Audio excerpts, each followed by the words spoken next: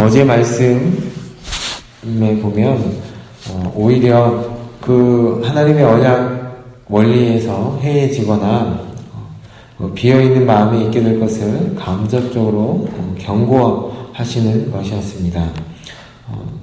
이것은 첫째 기본 약속에서 나타난 약속과 다른 약속임을 이렇게 저희들이 보았습니다. 처음에 주신 하나님 약속에서는 부정적인 내용이 하나도 없었는데 오늘 어저께 저희들이 보았던 말씀에서는 솔로몬의 지적 중에서 축복의 가능성도 있지만 저주의 가능성도 있다고 경고가 주어졌다는 것입니다. 하나님께서는 솔로몬이 건축한 전을 거룩하게 구별된 장소이자 나의 이름이 영원히 그곳에 있고 나의 마음이 항상 그곳에 있겠다고 하셨음에도 불구하고 이스라엘이 하나님의 언약적으로 불충성할 때에는 이 전이라도 던져버릴 것이며 그 결과 이스라엘의 붕괴로 이어질 것이다 라고 어저께 경고하였습니다.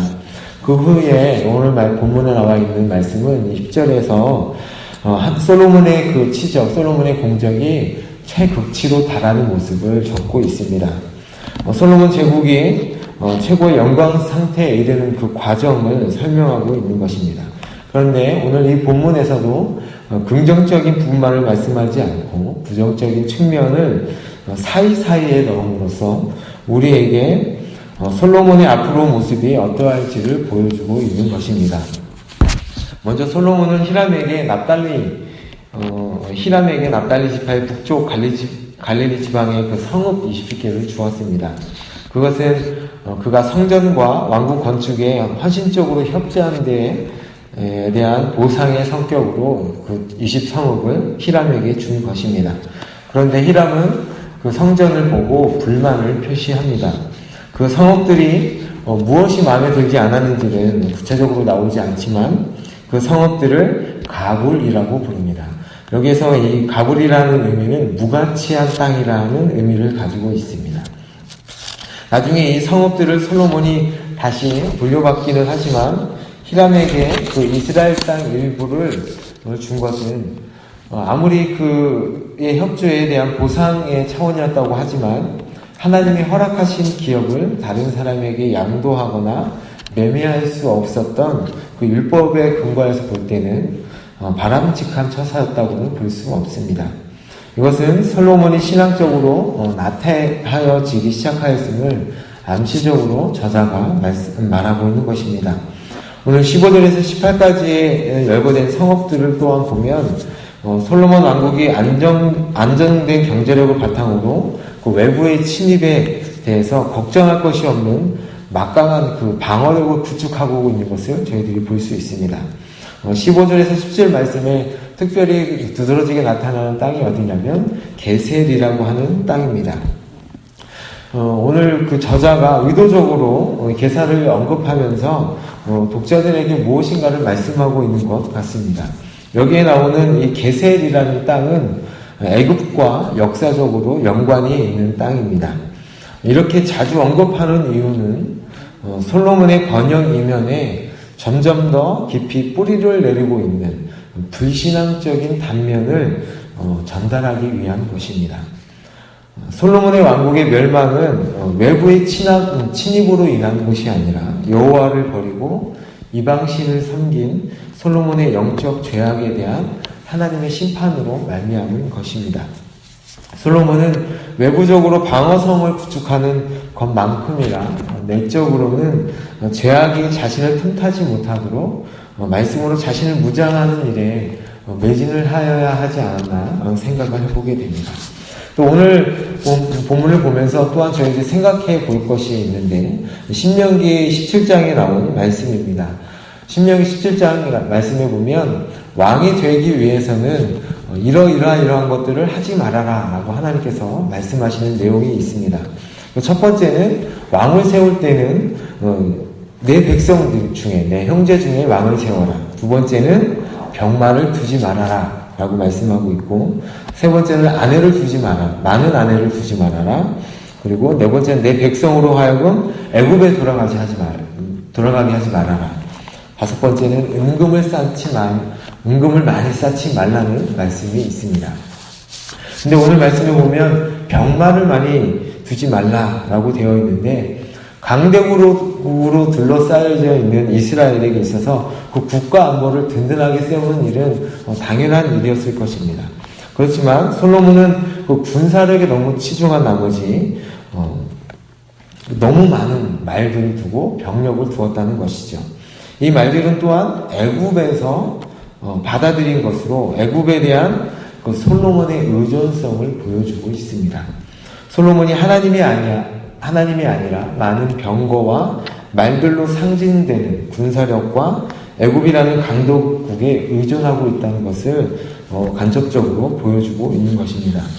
오늘 본문에 하나님께서 솔로몬에게 주신 부귀와 영화가 얼마나 큰 것인지를 보여주고 하나님께서 얼마나 많은 은혜를 주셨는가를 나타내 주는 것이지만 그 안에 부정적인 메시지를 담고 있습니다.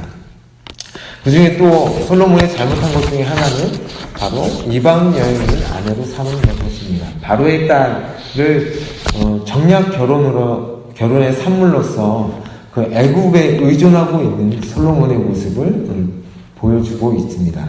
저자는 솔로몬이 비록 그 밀로, 여기서 말하는 밀로는 토성인데요. 성 외곽에 또 다른 그 외곽성을 져서 그 성을 보호하는 것을 말합니다. 밀로와 같은 건축물로 왕국의 안전을 도모하려고 했지만 더 나아가서는 하나님을 의지하지 않고 애국과 같은 세상 나라에 의존하는 비신앙적인 태도로 볼 수밖에 없습니다. 또한 멸망하라고 하신 그 가나안 7족속을 멸하지 못하고 역군을 삼은 것도 부정적인 요소입니다.